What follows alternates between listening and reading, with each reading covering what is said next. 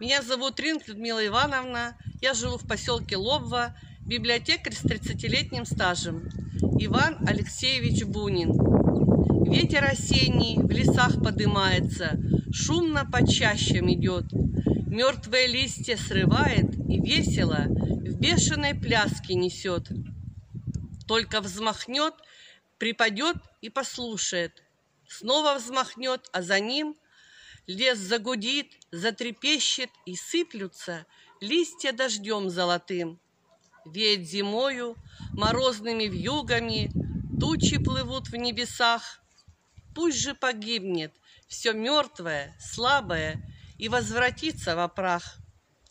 Зимние вьюги предтечи весенние, зимние вьюги должны похоронить под снегами холодными мертвых к приходу весны.